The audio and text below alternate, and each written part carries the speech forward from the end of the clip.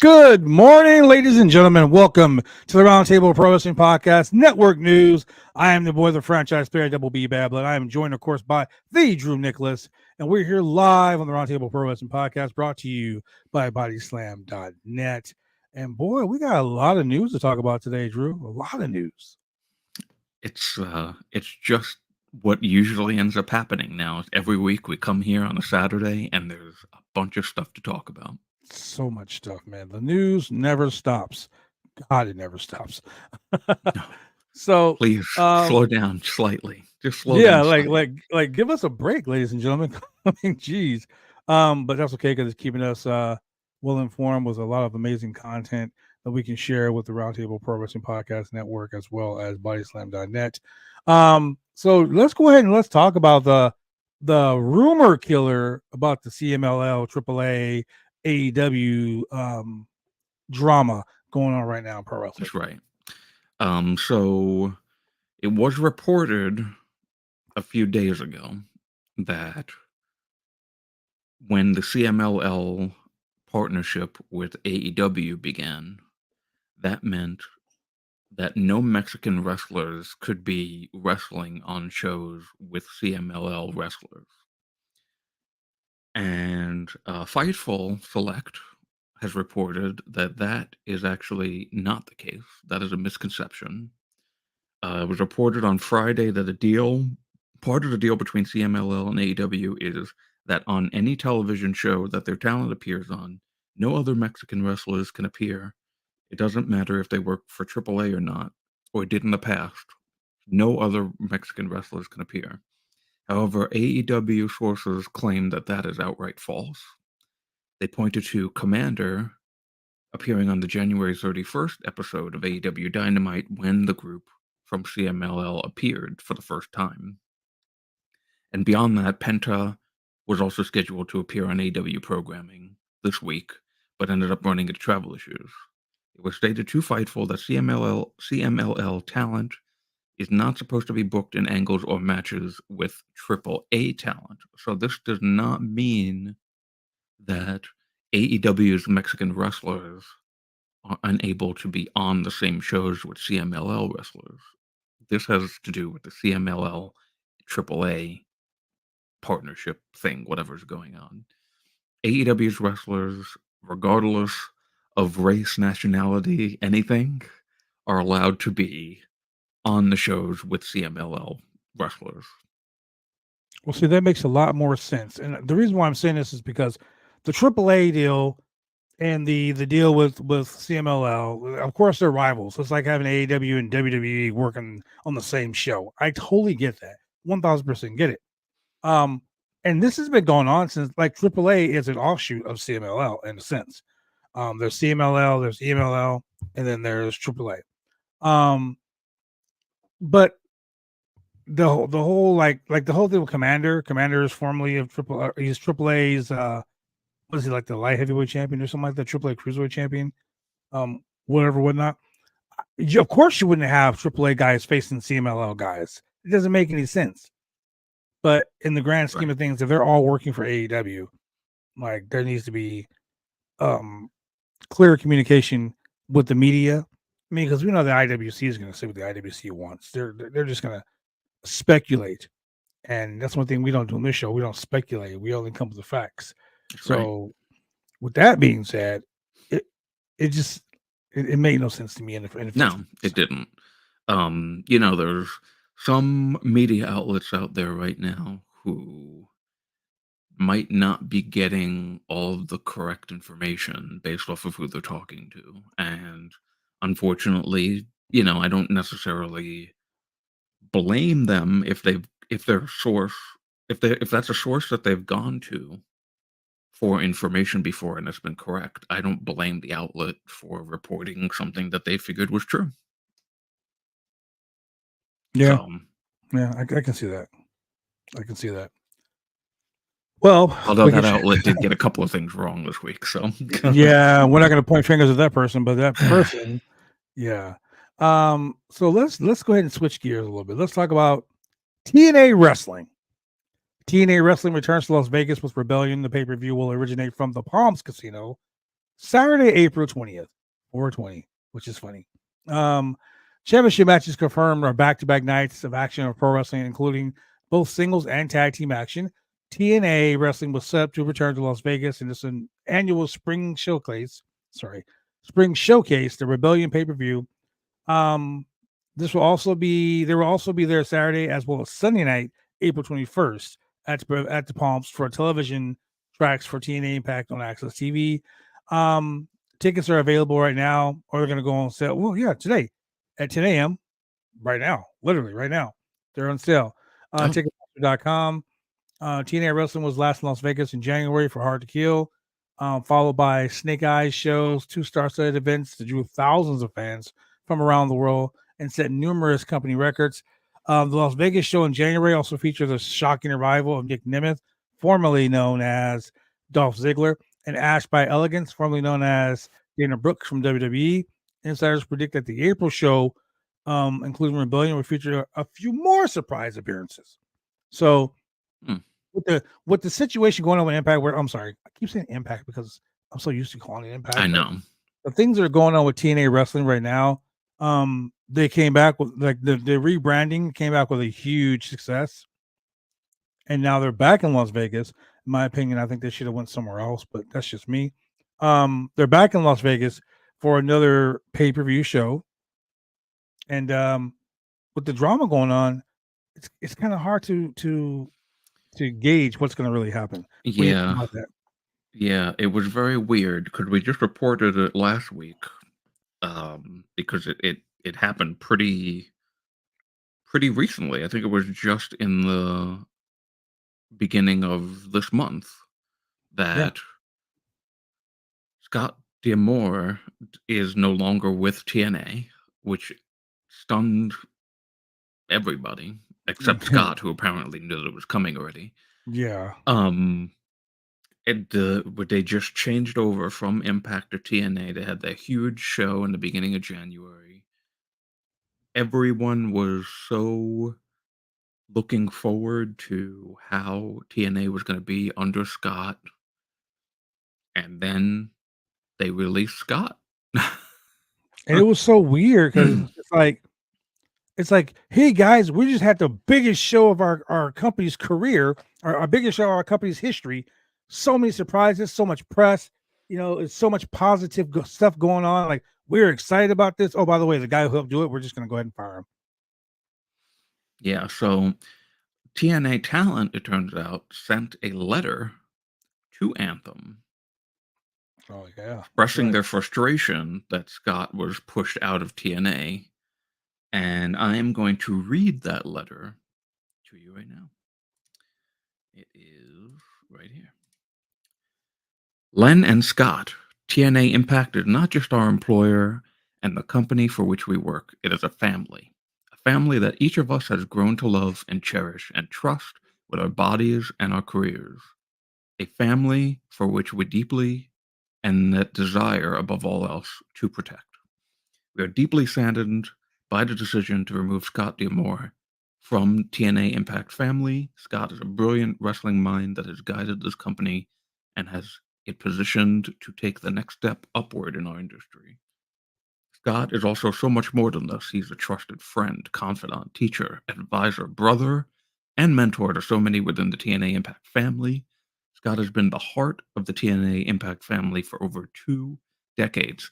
And breaking off from that letter for a second, I didn't realize until the news came out that he was gone, that he was actually pretty much with the company since its inception. Yeah, he started as part of Team Canada, and then he moved into a backstage producer role. Then he moved into a senior producer role, and then he moved into management, and then he just started running the whole goddamn show. Yeah, So I mean, like, it's so crazy. Like, that's what I'm saying. Like, that's why it took me by surprise. Like, the guy who's been running the show, the guy who brought you from the depths of hell, so to speak. You basically just say, "Hey, you know what, man? Thanks for what you've done, but goodbye." right. Totally shocked me. Totally shocked Yeah. me.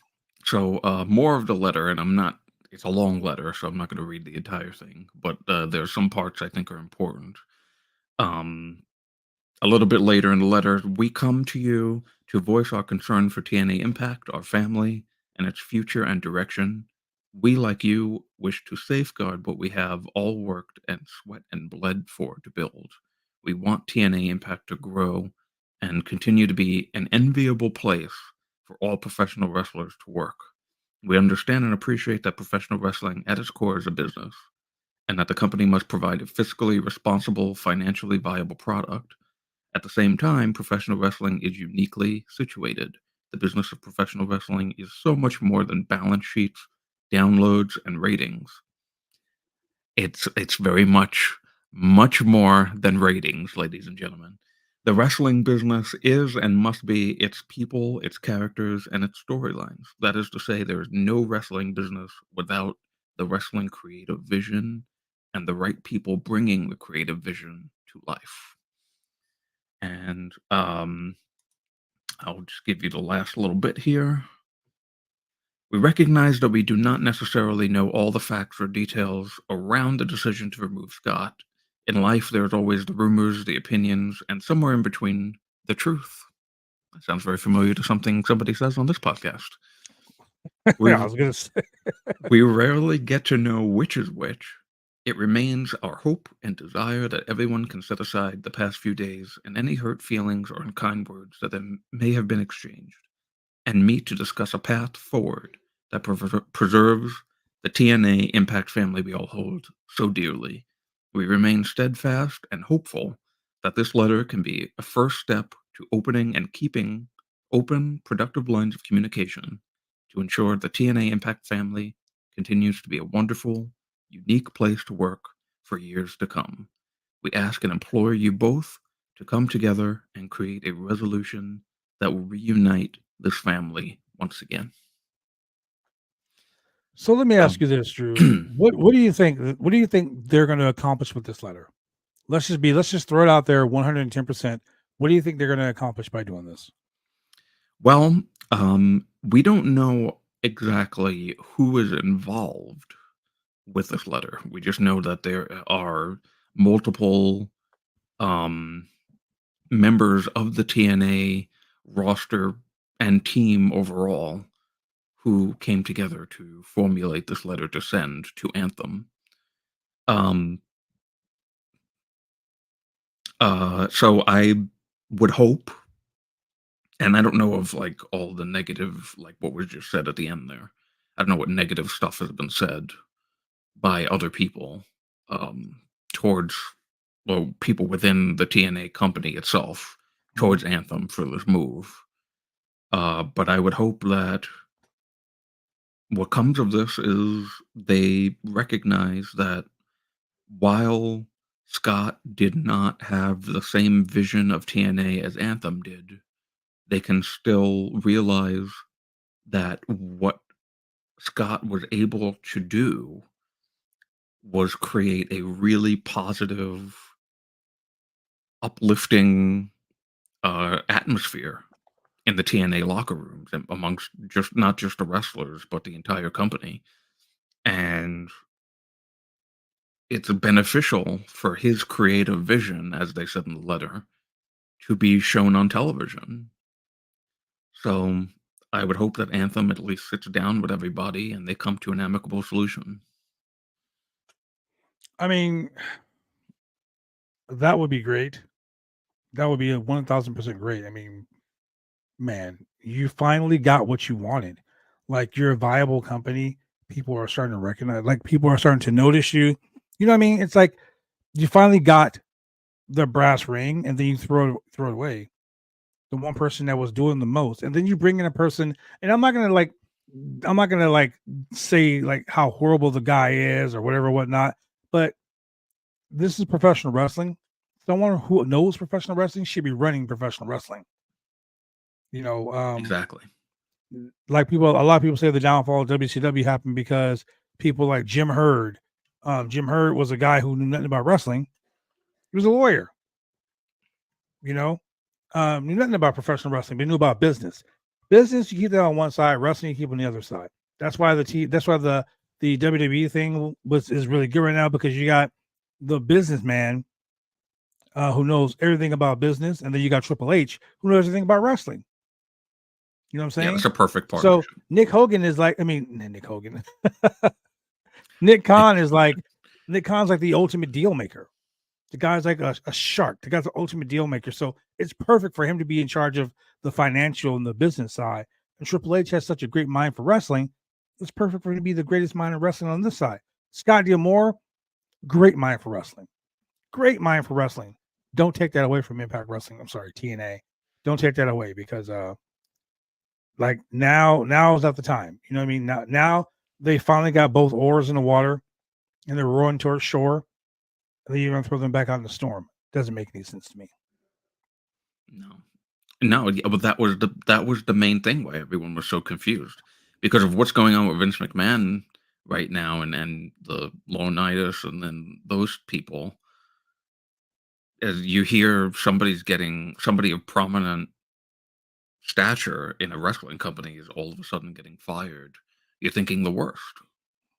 Yeah, and people jumped right on it. The IWC jumped right on the fact, oh, maybe it's some allegations of him and someone else. And it's like, no, had nothing to do with it. So, and like I always say, there's your truth, there's your truth, my truth, and there's the truth.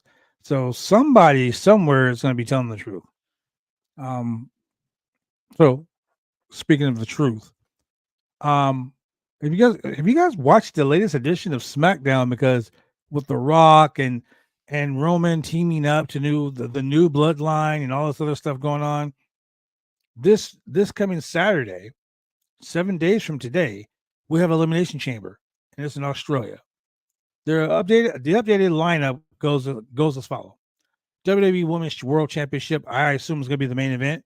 Rhea Ripley versus Nia Jax. The Women's Elimination Chamber match currently has Bianca Belair, Becky Lynch, Liv Morgan, Naomi, Tiffany Stratton, and a sixth person to be named coming up this Monday on Raw. The Last Chance, I believe it was the Last Chance Battle Royal for For the the next last person, slot, whatever. that's yeah. Yeah, the last slot. Um, the winner of this Elimination Chamber match will have a match. Will have a match against the Women's World Champion at WrestleMania. We also have the Men's Elimination Chamber match. LA Knight, Bobby Lashley, Drew McIntyre, Kevin Owens, Randy Orton, and the current WWE United States Champion Logan Paul are in the Elimination Chamber. The winner will face Seth Rollins at WrestleMania. Night 1 or night 2? Not sure. Um, we also have the undisputed tag team champions, Judgment Day, defending their championships once again against DIY. And something that kind of threw me for a loop. You know, when you see something, and then you hear it, and you're like, "Well, does that really make sense?" Nah, it doesn't make sense. But I mean, I guess it's gonna make sense. The Grayson Waller effect. You're gonna have Grayson Waller, a man from down under, instead of having him wrestle in a match, you're having him do an interview segment with the current WWE World Heavyweight Champion, Seth freaking Rollins, and the American Nightmare, not the American Dream, like they said on Raw the other night, the American Nightmare, Cody Rhodes. Um, why not have the Rock and Roman here? Like, if you're trying to push this story, why not have the Rock and Roman appear at this thing too? Uh, that's a good question. I mean, you're talking about a Perth Yeah, or a yeah, Raw? Yeah. Well, the thing is I feel like probably Rock is costing lots of money, as is Roman, and they want to preserve that storyline for post Elimination Chamber. There's a lot of people were saying like, oh, there's so much focus on the bloodline story that it seems like the Elimination Chamber is taking a back seat. But I mean, I kind of did agree with that a little bit because nobody was talking about the Elimination Chamber before a few days ago. exactly. Um, Like Elimination Chamber. I almost forgot it was happening until Julian said, "Hey, we're doing the watch along, correct?" And I'm like, of what?" He goes, "The Elimination Chamber is at 2 a.m. on Saturday." I'm like, oh, I guess we are. So, ladies and gentlemen, we will be watching that live watch along 2 a.m. next Saturday morning on the Roundtable Pro Wrestling Podcast. yeah, so I think that it's probably better to not have them there. so that this way they can have the Grayson Waller effect segment be the continuation of the story while also selling the Elimination Chamber stories. Because if The Rock and Roman were there, I don't know if people would really care about the Elimination Chamber that much. Yeah. Well, speaking of not really caring that much, on Monday, Monday Night Raw heads to the Honda Center in Anaheim, California. I'm assuming, I'm hoping that this will be the main event, but we have main event Jey Uso challenging Gunther for the WWE Intercontinental Championship. We have R-Truth and The Miz, along with DIY, facing all four members of Judgment Day. We have a woman's last chance eliminator chamber battle royal, and we had Chad Gable versus Ivar. These are all matches set for Monday Night on Raw. As we know, SmackDown was taped. But we have Drew McIntyre versus LA Knight, Street Profits versus Authors of Pain. A new SmackDown signee, Braun Breaker, makes his in-ring debut. And we got Pete Dunne and Tyler Bate versus Dominic Mysterio and JD McDonough. That's going to be on Friday, but like I said, that was already taped. Not going to give you the spoilers because that's not what we do here. So yeah, I mean, this is going to be a very interesting week, and I'm a little worried. I'm a little scared, so Why to is that? speak, because what else can happen this week to take away from the chamber? Like, so much stuff has happened that That's we true. almost forgot the chamber was going on. I mean, damn, you know what I mean?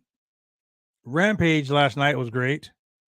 Um, I'm not I have to not check gonna that out. I go. haven't watched it yet. Yeah, I'm not gonna go over the results if you haven't watched it yet, but it was actually really good, I know what really happened, good. but I didn't Yeah, watch it. yeah, okay. Um, so yeah, a lot of cool things are happening. A new AEW signing is going to be happening. I'm gonna go ahead and read. Just go ahead and read the announcement because Queen Aminata, she finally got her first That's win right. on television. Thank God, she's so great. She won her first ever AEW television match, but she's been winning matches on Ring of Honor, so it is what it is. But she signed. She's officially All Elite, so Well deserved. shout out to her. Straight up workhorse, man. Single mom, bust her butt, straight workhorse. I love it. Celebrating Black History Month by signing a black wrestler who deserves it. Yeah, there's a lot. Like I said, a lot of indie results from Illinois and California, and NXT stars are in town. Taping SmackDown stuff, and there's just a lot of stuff, a lot of news, a lot of things going on. Mike Johnson from PW Insider has been dropping news all day long. Yes, and also, so there's another story from this week that needed to be debunked by Fightful Select that I wanted to mention Yes, regarding TNA. that's what I was going to get Um, to. yeah. So it turned out another outlet reported that Tommy Dreamer was heading up creative in TNA with Scott Sapson. But that's actually not the case.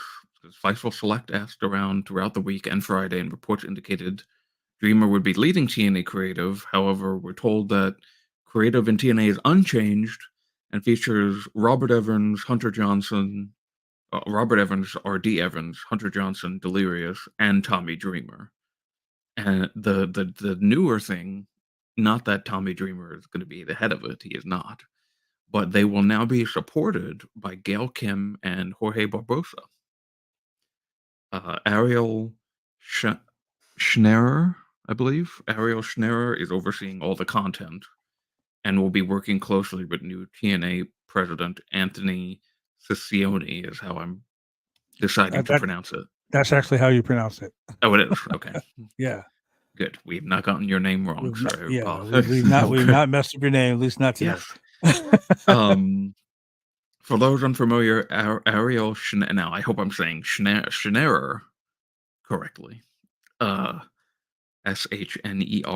Schnerer. So that sounds about right. He is former GM of Fight Network, who helped spearhead the launch of the TNA Plus streaming service. He manages the distribution across Anthem, including securing TNA's global partnership with DAZN, and the distribution of TNA streaming channel on digital platforms, including Pluto TV, Roku, and like. So, Tommy Dreamer is not head of creative. There is I mean, he's still a not. team. He's not head of creative. He's not the guy running things. He Oh is my not. god, where are they? Where this news? Oh my god. Oh Well, wait a minute. I'm sorry. We only talk facts on this show. We don't confirmed facts. My bad. yes. But I do like the addition of Gail Kim to the creative team. I think that's, Yeah, she's a great wrestling mind, and that will be great for TNA. that would be great. Jorge Barbosa is the senior producer for Anthem Sports and Entertainment and creator of the Diary series. I don't know what the Diary series is. I don't know if that's a TNA thing or something else. Yeah, it's kind of like the AEW is doing the road to whatever. Oh, okay. Yeah, kind of like that. Something like that. Okay. So Jorge Barbosa and Gail Kim will be supporting the creative team headed by R.D. Evans, Delirious, and Tommy Dreamer. There is no head of TNA creative. Thank you for clearing that up because I couldn't wait to talk about that this week. But before we get to something long and drawn out, I want to read something very positive. Shout out to Mike Santana, formerly of Santana Ortiz, formerly of the Inner Circle, the new LAX, whatever you want to call them. Okay. This was on his Twitter page. A year ago today was the day I hit rock bottom. The day that I realized it was time to turn around and face those demons that I ran from years. I ran from for years. The day that I made the decision to change, or I was going to lose my life, my family, my career, and everything I worked hard for. It was the day I decided to finally take care of myself after years of just taking care of others. I checked myself into rehab. And I can tell you here now, that is truly the greatest decision I've ever made in my life. I've learned more about myself in 30 days than in my lifetime. I learned to finally let go of the pain and trauma I carried around for so long. It taught me to genuinely love myself, to live and not just exist. Along with so many other great things, I also learned that my injury was God's greatest gift to me because that gave me time to make me do what I had to do make me do what I had to do and who I am today. I can go on and on about my sobriety journey because it's been exactly that. And maybe one day I'll open up more about it. But I just want to take the time to appreciate this accomplishment. I've actually struggled a bit with sharing this with the world, as it is something I dealt with in private and away from everyone. But if I can help give strength and hope to someone else with my story and journey, then so be it. We're taught that what helps us is giving away the gift that was freely given to us. So that's what I'll do whenever I can. I want to say thank you to God and my Father for continually guiding me, my amazing family for sticking by me and always seeing the light that I carried inside. Even through all the darkness and all those who offered their support during those times, much love to all of you. Hashtag a day at a time. Hashtag recovery. Hashtag thankful. That right there, ladies and gentlemen, it takes a lot. That was great. That was It really takes awesome. It takes a lot for someone to admit that their faults. It takes a lot for someone to be able to stand up for themselves and go out there and do what it needs to be done to better themselves. Mm-hmm. So yes, shout out to Mike Santana, man. I'm proud of you. It takes a lot, man. And I always say it takes a village. It takes a village to raise a person, and responsibility is key. And he took responsibility for himself, and he saved himself. So shit, shout out to Mike Santana, man. Yeah, anybody that takes the time out to really evaluate their lives if they're going through something negative and make a positive change for themselves is a wonderful thing that needs to be shouted out.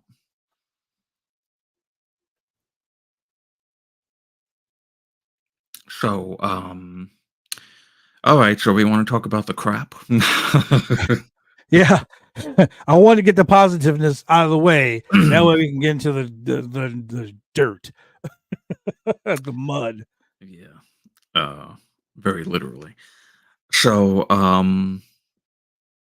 as we are going to, at least my goal with this show every week is to bring you some sort of update on the Vince McMahon lawsuit stuff and all that garbage. So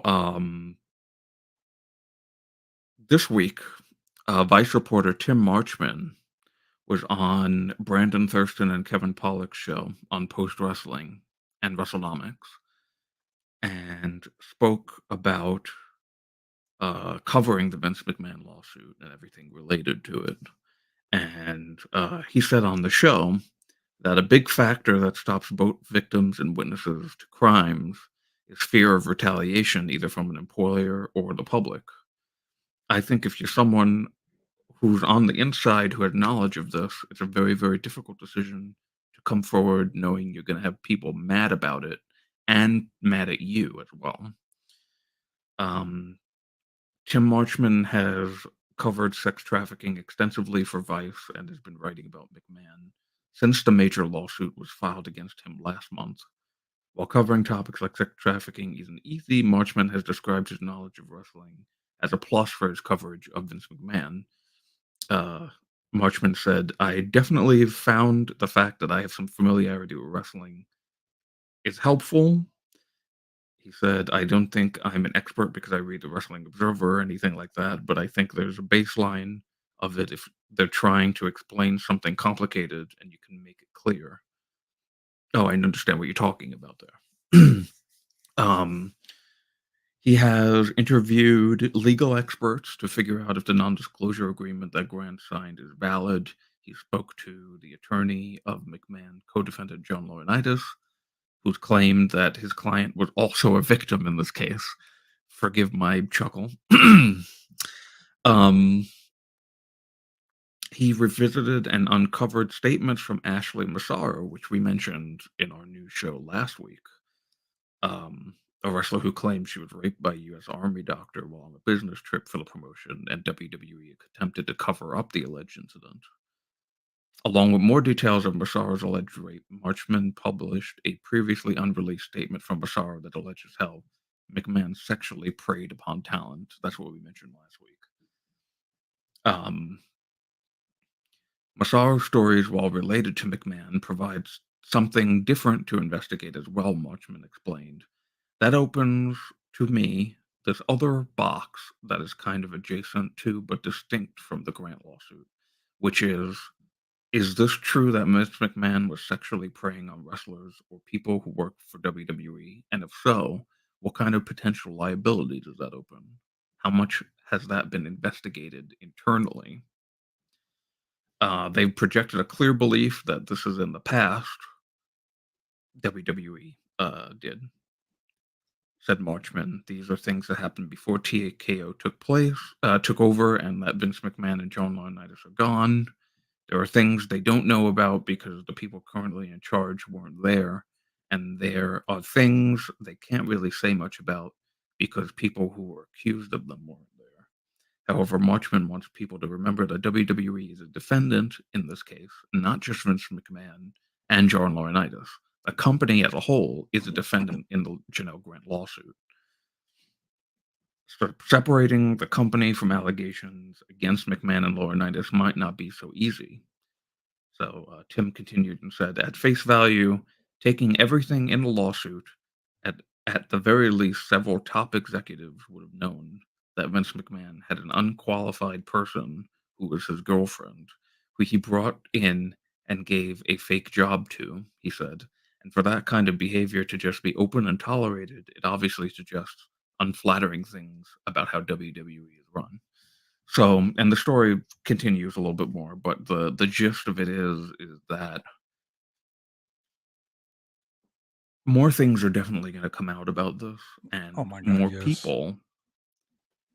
more people are most likely going to be implicated because as we saw in the original lawsuit, Janelle Grant's lawsuit, there's like 3 or 4 corporate officers, there's talent, there's a doctor, it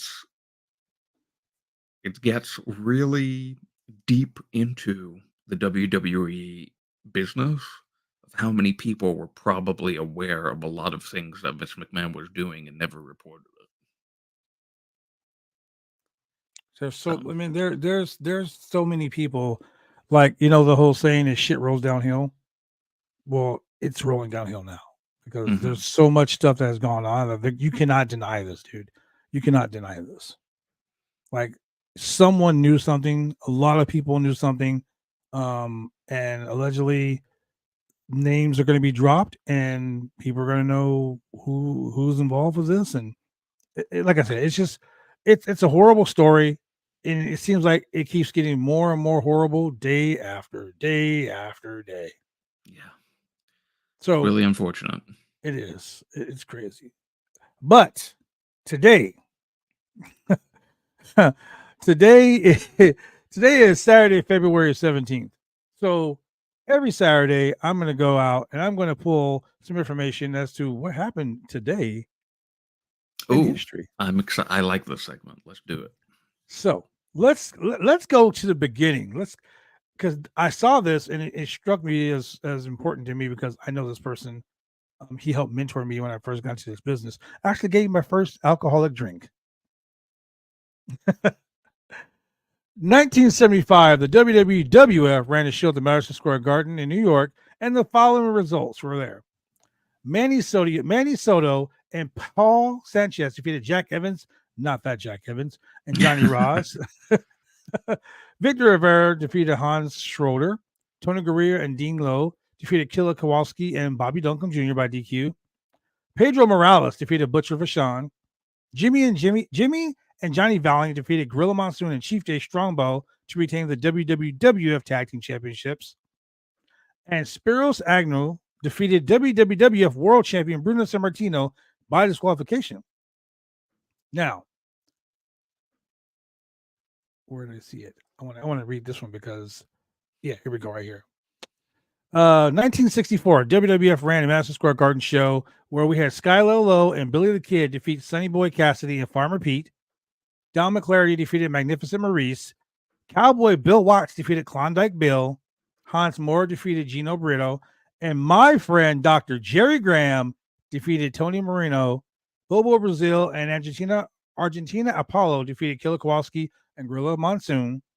Bruno Sammartino defeated the Giant Baba with a backbreaker. Okay. Another Madison Square Garden show featured the likes of Randy Macho Man Savage and Hulk Hogan squaring off in the main event. The Mega Power. Against each other. Lethal Lenny Poffo versus Rene Goulet. King Tonga, Haku, or Ming faced Les Thornton. The Hart Foundation defeated the Killer Bees. King Kong Bundy faced George Wells. Ricky the Dragon Steamboat and the Magnificent Morocco had a martial arts match. Barry O, and this goes out to you, Chemical Julian. Happy birthday, by the way, Mr. Julian Smith. Happy birthday, Julian. This goes out to him because he sent me a message one day and he says, "Bro, I was yesterday years old when I realized that Barry Orton was Randy Orton's uncle." So Barry O wrestled Tony Atlas. Adrian Adonis, the adorable Adrian Adonis, defeated George Animal Steel. Nikolai Volkov and the Iron Sheik defeated Corporal Kirschner and Dan Spivey. WWF World Champion Hulk Hogan defeated Intercontinental Champion Randy Savage in a lumberjack match, which saw George Animal Steel trip Randy Savage and tripped Randy Savage, leading to Hulk Hogan's leg drop for the win. Only the world title was on the line. Lex Luger defeats Johnny B. Bad for the WCW World Television title in Baltimore. Non-televised match. I don't understand why a television title match was not televised, but whatever. In 1996, ECW ran Cyber Slam. We had Judge Dredd and Bad Crew. We had Taz defeated Joel Hartgood. We had Brian Pillman make his ECW debut and cut an obscenity-laced promo against Eric Bischoff, claiming he had been fired. God. You know the whole story about Bischoff being firing Pillman, going on to ECW, and then Pillman screwing them both by going to WWE. Shane Douglas defeated Cactus Jack, Mankind, Mick Foley. Tuco Scorpio defeated Sabu to retain the ECW Television Championship. We had a match where Mikey Whipwreck was handcuffed to. Oh no, that was something else. Raven defeated the Sandman with a DDT on the chair. A DDT. A DDT wins a match. Remember Beautiful. when those things happened? When it wasn't just a setup move for 500 super kicks? Psycho Sid Vicious in 1997 defeated Bret the Hitman Hart for the WWE World Heavyweight Championship during a live edition of Raw from Nashville, Tennessee, when Stone Cold Steve Austin came in and slid a chair to Bret Hart, which allowed Sid to powerbomb Hart for the win, ending Hart's fourth title reign, only one day after winning the championship in a Fatal 4-Way pay-per-view. One day as champion. And Sid beats him. We have Prince Ikea defeat Lord Steven Regal, William Regal, for the World Television title, ending Regal's third reign as television champion at WCW. And last but not least, the WWF held a pay-per-view No Way Out in Milwaukee, Wisconsin, highlighted by the entrance of the New World Order to the WWF. Wow. The NWO showed up in WWF. Crazy. Just a lot of stuff happened today. The Rock beat The Undertaker in 17 minutes and 23 seconds. Kurt Angle defeated Triple H today. WrestleMania for the WrestleMania World Title shot. Chris Jericho defeated Stone Cold Steve Austin to retain the undisputed title. The infamous backstage promo with the New World Order and The Rock. Well, like, when Hogan comes in and goes, "Hey man, that's The Rock, bro. That's The Rock. Can I get a picture for my son?" And The Rock poses with him, takes a picture, and The Rock goes, "Oh, yeah, this is, some people's taste, right? Ha ha ha." And The Rock totally blasts all three of them.